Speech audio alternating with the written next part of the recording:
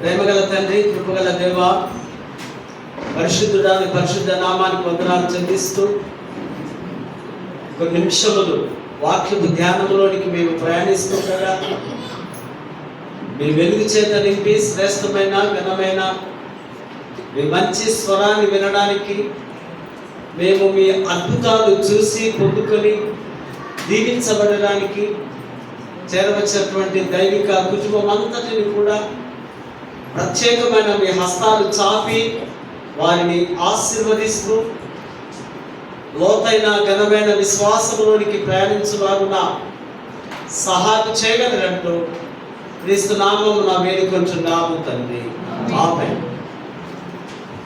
దేవుని పరిశుద్ధ నామానికి మహిమ కలుగును గాక.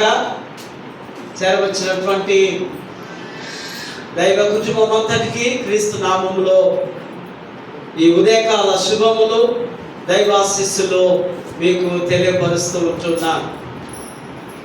ఈ ఘనమైన అవకాశం నాకు కల్పించినటువంటి మన అధ్యక్ష మండలకు పీఠాధిపతి గారైన most reverend doctor professor Ruben Mark తల్లి గారికి, అధ్యక్ష మండలకు vice chairman reverend doctor T Bhaskar ఐ గారికి, టౌన్ డిసిసి చైర్మన్స్, క్లైడ్చి నాయకులు, అధ్యక్ష మండలిలో ఉన్న ప్రతి సంఘానికి యేసుక్రీస్తు నామములో వారికి శుభములు. సిఎస్ఐ వెస్లీ చర్చ్ జగదీప్ పక్షముగా వారికి ప్రత్యేకమైన దైవ ఆశీస్సులు తెలియపరుస్తూ ఉంటున్నాను. క్రీస్తునందు ప్రేమైనటువంటి వారులారా, ఈ వారం మనకి ఇచ్చిన మంచి అంశం కాల్ టు బి ఇంక్లూసివ్.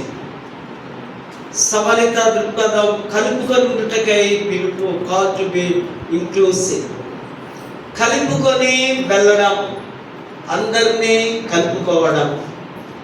దేవుడు తన హస్తాలు చాపి, దేవుడు లోకమును ఎంతో ప్రేమిస్తున్నాడు గనుక, దేవునికి ఏ భేదము లేదు గనుక, ఎవరి మీద ఆయన ఉగ్రత చూపించడు గనుక ఆయన తన హస్తాలను చాపి ఆయన పిలుస్తూ ఉన్నాడు.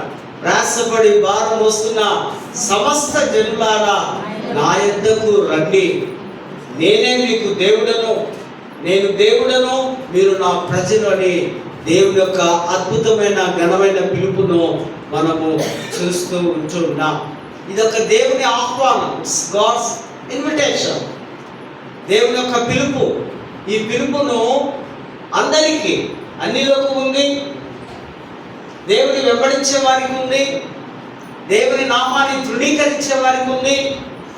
కానీ దేవుడు అందరినీ కలుపుకొని అందరి కొరకు ఆయన ప్రయాసపడి తన యొక్క వీపు మీద లోక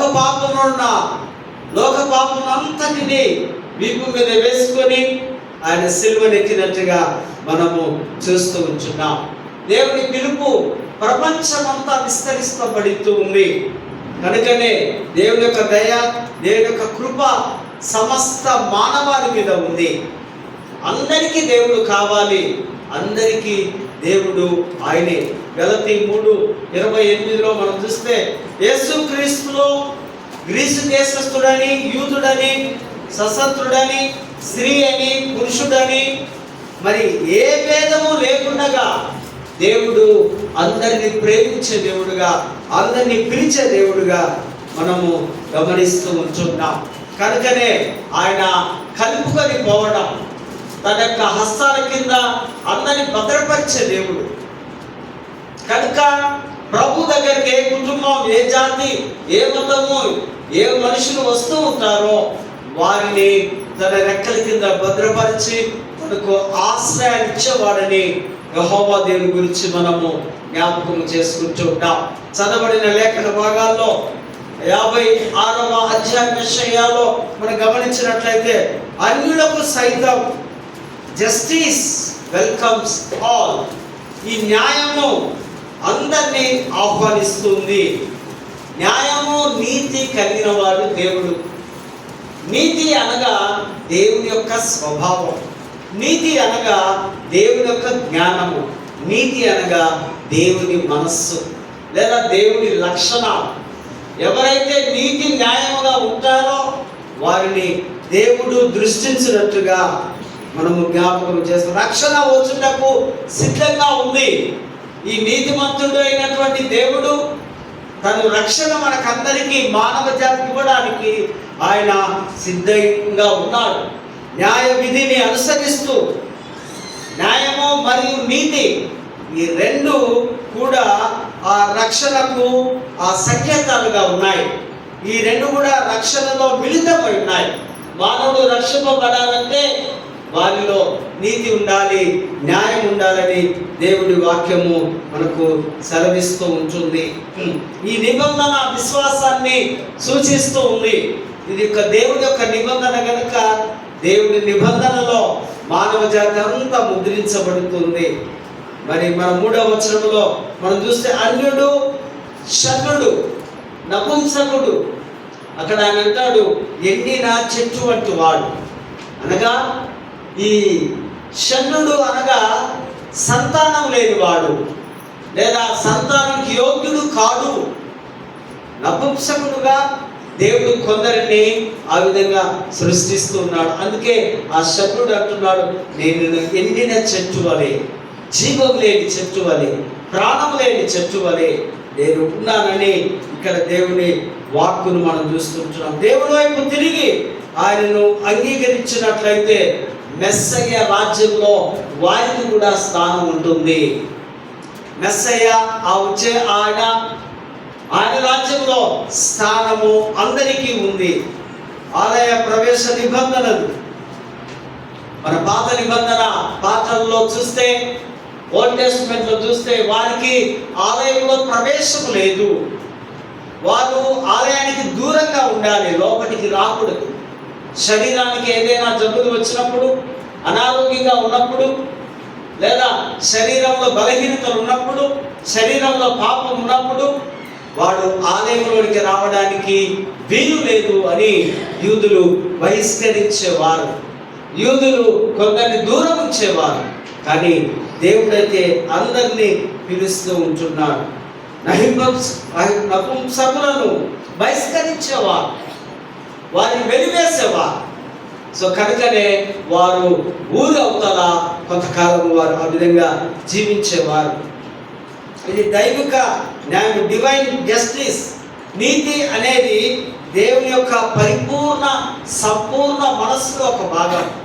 ఈ నీతిమంతుడు అందరికీ తీర్పు తీరుస్తున్నాడు. సమయంలో దేవుడు వచ్చినప్పుడు, ఆయన తన సింహాసనం మీద కూర్చున్నప్పుడు ఆయన యొక్క న్యాయపతిగా, నీతిమంతుడుగా మనము ఒకానొక దినంలో మనమందరము ఆ వరుస క్రమంలో నిలుచున్న వారము ఉంటాం. సోషల్ జస్టిస్, సామాజిక న్యాయం. నీతి గల వ్యక్తి నైతికతను దాటి సామాజిక న్యాయం, తన బౌండరీస్, ఆ మెర్సీ బౌండరీస్, కృప, ఆ యొక్క హద్దులను దాటి వెళ్ళడం మనము ఇందులో మనం గమనిస్తున్నాం. దేవుని యొక్క ఆ విస్తారమైనటువంటి ప్రేమ వాటల్లో మనం గమనిస్తున్నాం. 7వ వచనంలో నా మందిరము సమస్త జనులకు ప్రార్థనా మందిరం అనబడును. అదే మాట మార్కు సువార్త 11వ అధ్యాయం 17వ వచనంలో కూడా దేవుడి మందిరం ఒక ప్రత్యేకమైనది. ఎవరైనా రావచ్చు, ఎవరైనా వచ్చి ఆరాధన చేసుకొని వెళ్ళచ్చు.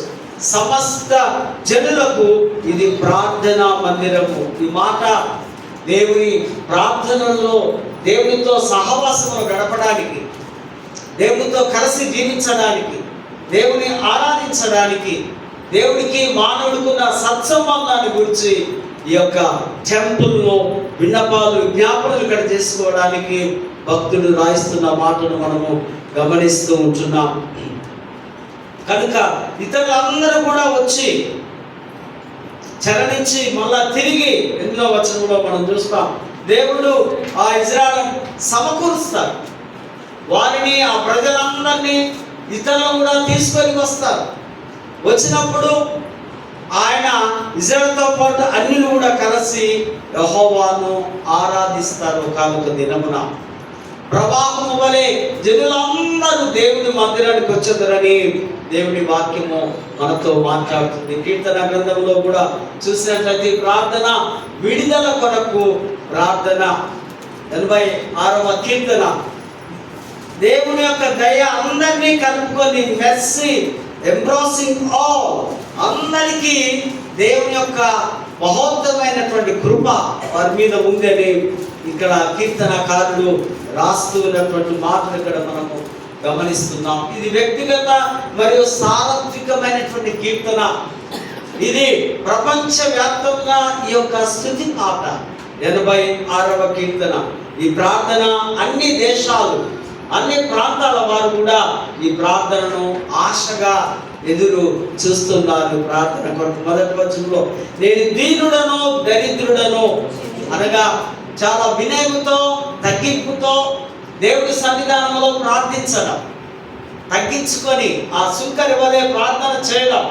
నేను దీనుడను దరిద్రుడను, ఒక బాధ, ఒక అవమానం, ఒక వెలివేయబడినటువంటి తనం, ఒక కష్టంలో దీనత్వంతో ప్రార్థన చేస్తున్నాడు. ఈ ప్రార్థనలు, అటువంటి ప్రార్థనలు దేవుడు వింటాడు. ఎవరైతే వినయ మనస్సు కలిగిన వారు ఉంటారో వారి ప్రార్థనలు దేవుడు ఆలకించేవాడు. నీవు సృజించిన అన్యజనులు అందరూ వచ్చి నీ నామమును ఘనపరచుదురు అని కీర్తనకారుడు రాస్తున్నాడు. దేవుని చెవులు లేదా దేవుని యథార్థమైనటువంటి వారు పిలిస్తే ఆయన వారి స్వరాన్ని వింటాడు, చెవులతో వింటాడు, వారి స్వరాన్ని గుర్తుపడతాడట. దేవుడి యొక్క చెవులను వినగలిగినటువంటి చెవులుగా ఆయన మీ ప్రార్థనను, మీ మాటను నేను చెవి ఎత్తి వింటానంటున్నారు. సో ఈ దీనత్వం కలిగి ఎవరైతే మొరపెడతారో వారి మొరలను దేవుడు ఆలకించి వారిని విడుదలనిస్తారని, వారిని ఘనపరుస్తానని, యథార్థవంతముగా ఎవరైతే పిలుస్తారో వారి స్వరాన్ని, వారిని దేవుడు అంగీకరిస్తాడని కీర్తనకారుడు రాస్తుంటున్నాడు. దేవుని సన్నిధిలో మనము అనుభవించవలసిన అవసరత ఉంది.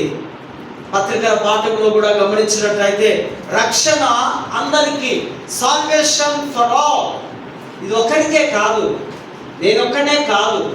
ఎవరైతే మీ నోటితో యేసుక్రీస్తు లేదా యేసు ఆయన లోకరక్షకుడు, నా పాపలన్నీ క్షమించేవాడు, ఆయన నా దేవుడు, నేను నమ్ముతున్నానని నోటితో ఒప్పుకుంటావో, నోటితో ఆయనను ఆహ్వానించి అంగీకరిస్తావో వారందరికీ ఆయన రక్షణను కనపరుస్తానని దేవుడి వాక్యము సూటిగా మనతో మాట్లాడుతున్నట్టుగా మనం చూస్తూ ఉంటున్నాం. చివరిలో వారు అన్ని జాతుల వారు, అన్ని వంశముల వారు, అన్ని ప్రజలు, అన్ని సంస్కృతి కలిగిన వారందరూ కూడా వచ్చి మహాసమూహముగా ప్రభు దగ్గరికి రాబోతున్నారు.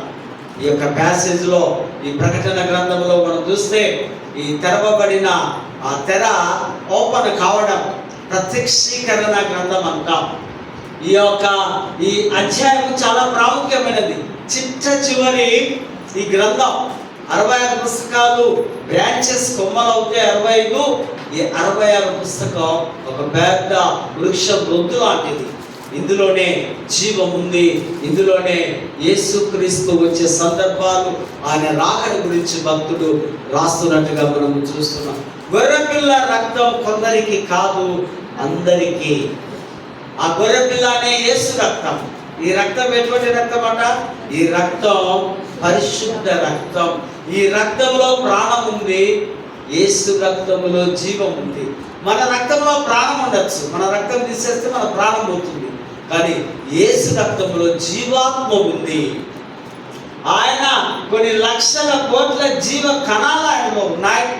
కనుకనే జీవము, ప్రాణము ఇచ్చేవాడు, ప్రాణదాత, జీవదాత ఆయనే అని మనము తెలుసుకోవాల్సిన అవసరం ఉంది.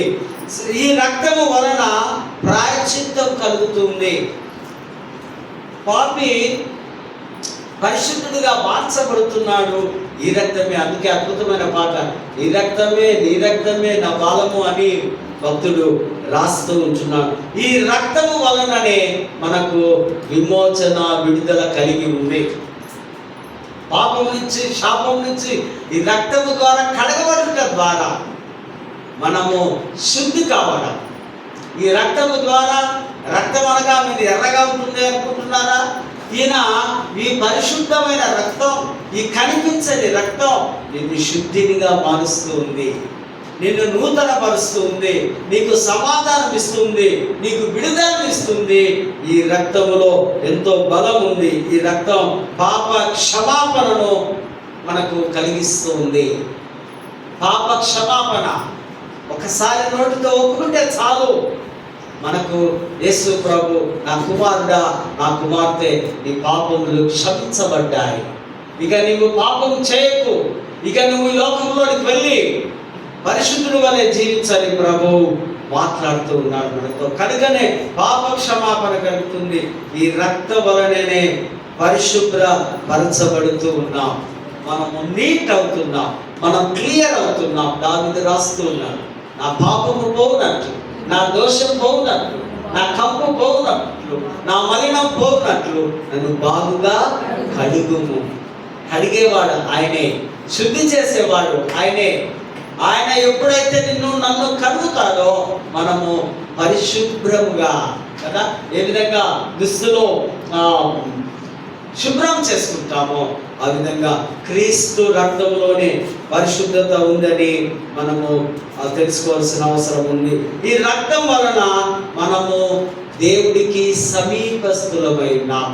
ఈ రక్తము ద్వారా ఆయన దగ్గరికి వెళ్ళడానికి, ఆయనను చేరుకోవడానికి ఈ రక్తము ఒక బ్రిడ్జ్ లాగా, ఈ రక్తము ఒక మెడిసిన్ లాగా, ఈ రక్తము ఒక ఔషధం లాగా మనకు పనిచేస్తుంది. కనుక మనము సమీపస్తులమయ్యాం.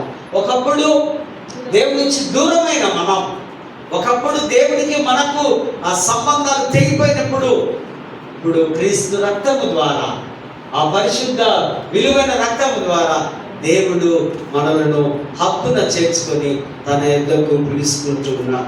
సమీపస్తులమన్న చివరిగా ఈ రక్తం వలన మనము స్వతంత్రులమయ్యాం.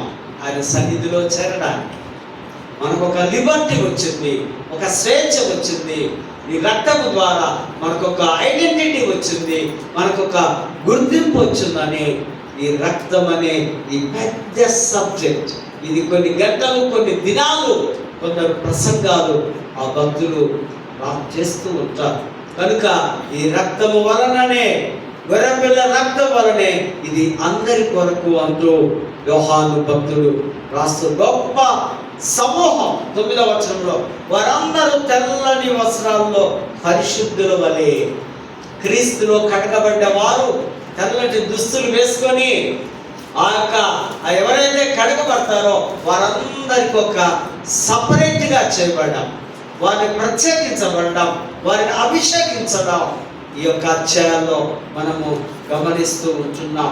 క్రీస్తులో నమ్మకం ఉంచడం ద్వారా రక్షణ పొందిన అన్ని జాతుల వారు ప్రజలతో కూడిన ఒక పెద్ద గుంపు పరలోక దృశ్యాన్ని చూపిస్తూ ఉంది. ఒక పెద్ద సమూహం, హోట్లోస్, గొప్ప జన సమూహం అంతా అక్కడ కనిపిస్తూ ఉన్నారట. ఈ దృశ్యాన్ని అక్కడ భక్తుడు రాస్తూ యోహాను వర్ణిస్తూ ఉన్నాడు. వారందరూ కూడా ఒకానొక దినం దేవునితో ఉంటారు. దేవునితో తన దేవుని దగ్గర తన నివాసం చేయడం. మనం దేవుని దగ్గరకు వెళ్ళాలి, దేవునితో ఉండాలంటే ఏం చేయాలి తెలుసా అంటే వెరీ సింపుల్, ఇవి తగ్గించుకొని ప్రభు వలె బ్రతకడం. క్రీస్తు రక్తంలో కడగబడి నీలో ఉన్న అహంకారం, నీలో ఉన్నటువంటి కోపం, ఈర్ష్య, దేశం, ఈ యొక్క మలినాలన్నీ తీసివేస్తే యాజ్ ఏ క్రైస్ట్ లాగా మనం ఉండిపోతాం. క్రీస్తును పోలిన వారి వలె మనం ఉంటాం. అప్పుడు దేవుని కుటుంబానికి దేవుడు మనకు ఆహ్వానాన్ని ఇస్తున్నాడని లేఖన భాగాల్లో మనం చూస్తున్నాం. అక్కడ వారికట నొప్పి ఉండదు, బాధ ఉండదు, శ్రమ ఉండదు. గొర్రెపిల్ల రక్తం మూలంగా వారందరూ ఆ మహా శ్రమ గుంపులో నుంచి ప్రత్యేకించబడ్డవారు కనుక వీరంతా శ్రమల్లో నుండి వచ్చిన పరిశుద్ధులుగా యోహాను రాస్తున్న మాటలు ఇక్కడ మనం చూస్తూ ఉంటున్నాం. క్రీస్తులో అందరూ రక్షింపబడాలి. ప్రతి దేశం, ప్రతి తెగ, ప్రతి ప్రాంతం, ప్రతి మతం ప్రతి భాష నుండి అందరూ వస్తూ ప్రభులోనికి రావాలని భక్తుడు రాస్తున్నాడు. యేసు ద్వారా మాత్రమే రక్షణ కలుగుతుంది. రక్షణ అంటే పాప క్షమాపణ మాత్రమే కాదు, వ్యక్తి పునరుద్ధరణ, రిస్టరేషన్, తిరిగి ఆయన కట్టబడడం, తిరిగి అతడు ఒక నూతన పరచబడడం ఈ యొక్క రక్షణలో ఒక భాగమని, సంపూర్ణ పరిపూర్ణుడుగా దేవుడి కొరకు ముద్రించబడ్డవాడన్నట్టుగా లేఖన భాగాల్లో చూస్తున్నాం. సువార్తల పాఠంలో కూడా మనం గమనించినట్లయితే ఒక కనాను స్త్రీ, ఫెయిత్ ఓపెన్స్ డోర్, ఆ విశ్వాసము ద్వారాలు తెరుస్తుంది. తూర్పు సీదోను మన మ్యాప్స్ లో చూస్తే ఈ గలిలయ సముద్ర పక్కన మనకు కనిపిస్తూ ఉంటుంది. యేసు ప్రభు ఆ అన్యుల మధ్యలో, అన్యుల దేశంలోకి ప్రయాణం చేస్తున్నారు. అప్పుడు ఒక కనానీయురాలైన స్త్రీ, కనానీయులు అంటే ఇజ్రాయెల్ ప్రజలకు, యూదులకు బద్ద శత్రువులు, వారు కంప్లీట్గా అన్యులే. కానీ ఒక స్త్రీ ఆమె విశ్వాసముతో ప్రభు దగ్గరికి వస్తూ ఉంది. నిరంతర ఒక విన్నపం, విజ్ఞాపనలు కదా. ఎన్నోసార్లు మనకు ఏదైనా అవసరతలు ఉంటే గవర్నమెంట్ నుంచి ఎన్నో అప్లికేషన్లు పెట్టుకుంటాం, గోజాడుతుంటాం, 10 సార్లు పెడుతుంటాం. అయ్యా ఆ పని చేయండి, మాకు కావాలి, లేదా మాకు అవసరత ఉంది అన్నట్టుగా ఈ తల్లి తన కుమార్తె దైవం బట్టి ఉన్నప్పుడు, బాధపడుతున్నప్పుడు తల్లిగా ఆమె హృదయం చలించి ఎన్నోసార్లు వెళుతూ వెళుతూ వెళుతూ వాడి దగ్గరికి వెళుతూ ఉంది. ఇది నిరంతర విన్నపం విశ్వాసం యొక్క సరిహద్దులను విస్తరించింది. అందుకే యేసు అమ్మ ఈ విశ్వాసము గొప్పదన్నాడు. ఎందుకన్నాడంటే ఆమె సరిగా బౌండరీస్ దాటి వచ్చేస్తుంది. ఆమె కనాను స్త్రీ యూదుల మధ్యలోకి రాకూడదు, వారితో మాట్లాడకూడదు. కానీ మరి తన అవసరత కొరకు హద్దులు దాటిన విశ్వాసం, ఫెయిత్ బియాండ్ బౌండరీస్, ఆమె విశ్వాసం ఆ విధంగా హద్దులు దాటి వస్తుంది. అందుకే శిష్యులు కోపడ్డారు. ఇప్పుడు కాదు, నీకు చేయకూడదు, ఇక్కడి నుంచి వెళ్ళిపో అని ఎన్నోసార్లు అన్నారు. మరొకసారి యేసు ప్రభు కూడా అంటున్నాడు, అమ్మా ఇది నీకు కాదు, రక్షణ నీకు కాదు, లేదా ఈ రొట్టె నీకు కాదు, ఈ ప్రత్యేకంగా ఇది ఇజ్రాయెల్ ప్రజలకే. ఆ సందర్భంలో అంటున్నాడు ఆయన, ఇజ్రాయెల్ ప్రజలకే, వారికి మాత్రమే అన్నప్పుడు ఆమె వెంచబడుతూ విసిగిస్తూ అయ్యా కనికరించు అని నమస్కరిస్తూ అనేక రకాలుగా ఉంటే మరొక మాట అంటాడు, ఇది కుక్కలనే మాట ఇక్కడ చాలా కష్టమైనటువంటి ఆ పదాన్ని కుటాం అంటారు గ్రీక్లో. అంటే ఇంట్లో పెంచుకునే కుక్క. అన్యులను కుక్కలు అని పిలిచేవారు యూదులు. పిల్లలు అంటే ఇజ్రాయెల్ పిల్లలు, ఆ దేశ లేదా ఆ కమ్యూనిటీ వారిని ఆ పిల్లలు అనేవారు. పిల్లలకు ఇచ్చేది నీకు ఇవ్వకూడదు, మీరు అన్యులు కనుక మీరు కుక్కలతో సమానము, లేదా ఆ స్టాండర్డ్లో మీరున్నారు అని ప్రభు కూడా ఒక సందర్భంలో అంటున్నాడు. ఆమె దీనత్వంతో కుక్కలు కింద పడ్డ ఆ రొట్టె ముక్కలు తిన్నట్టుగా నాకు ఏ విధంగా నన్ను దయ చూపించని ప్రభువా దావీదు కుమారుడు అని పదే పదే కేకలు వేస్తూ ఆమెలో ఉన్న విశ్వాసం, యేసు ప్రభు కూడా ఆమె విశ్వాసాన్ని టెస్ట్ చేస్తున్నాడు, పరీక్షిస్తున్నాడు. ఆమె విశ్వాసాన్ని ఆయన ఎన్నోసార్లు పరీక్షిస్తూ విసుగు చెంది వెనక్కి వెళ్ళిపోతుందేమో అనుకున్నాడు. కానీ ఆ బిడ్డ మీద ఉన్న ప్రేమ, ఈ తల్లి హృదయం, ఈ తల్లికి తన బిడ్డ పదే పదే జ్ఞాపకం వస్తుంది కనుక ఏ విధంగా అయినా యేసు నుంచి నేను స్వస్థత తీసుకుని వెళ్ళాలి, యేసు ప్రభువే తప్పనిసరిగా స్వస్థతనిచ్చేవాడని ఆమె ఎంతో ధైర్యంతో, ఎంతో ఆత్మవిశ్వాసంతో అడుగుతున్నప్పుడు చివరికి అతడు యేసు ప్రభు తమ విశ్వాసం గొప్పది అంటున్నాడు. ఒక భక్తుడు అంటాడు, విశ్వాసం అంటే చెప్తున్నాడు ఆయన సామ్యుయల్ రూథర్ఫోర్డ్ అనే అతడు, దేవుడు శిక్షిస్తూ ఉండగా ఆయన దయాదాక్షిణ్యములను హక్కుగా కోరుకున్నటయే విశ్వాసం. దేవుడు మనల్ని ఎప్పుడైతే శిక్షిస్తూ ఉంటాడో ఇది ఆయన దయాదాక్షిణ్యం అని మనకు హక్కుగా బాధ్యతగా స్వీకరించాలట. అప్పుడు దేవుడు మనలను గుర్తించి అప్పుడు ఏ కష్టంలో ఉన్నామో, ఏ శ్రమలో ఉన్నామో, ఏ దుఃఖంలో ఉన్నామో దేవుడు విడిపించగలడు. అటువంటి విశ్వాసం ఉండాలి. అన్ని మంచిగా కలిగినప్పుడు విశ్వాసం కాదు. కనాని స్త్రీ ఎంత గుండె భారంతో ప్రభు దగ్గరికి వచ్చినప్పుడు వెంటనే నీ విశ్వాసము గొప్పది. ఆమె విశ్వాసము, నిజమైన విశ్వాసం పట్టుదలతో ఉంటుంది. ప్రేమైనటువంటి వాళ్ళ లెట్ క్లోజ్, నేను ముగింపులోకి వస్తున్నా. మరి అక్కడ యెషయా గ్రంథంలో ప్రవక్త ద్వారా దేవుడు మాట్లాడుతున్నాడు. అందరూ తిరిగి రండి, నేను కలుపుకొని వెళ్ళే స్వభావం కలిగిన దేవుడను. మీ భారములు, మీ శాపములు, మీ పాపములన్నీ నా మీద వేయండి, నేను భరిస్తానని దేవుడు, ప్రేమ గల దేవుడు పిలుస్తూ ఉంటున్నాడు. ప్రకటన గ్రంథంలో అక్కడున్నటువంటి గొప్ప జన సమూహం వారంతా ఆ రక్తంలో కడగబడి శుద్ధులై దేవుని బిడ్డలుగా ఆయన పరలోకానికి ఒక దర్శనాన్ని యోహాను భక్తుడు చూస్తూ ఉన్నారు. పత్రిక సువార్తల పాఠంలో ఆమె విశ్వాసం హద్దులు దాటింది, ఆమె లిమిట్స్ దాటింది.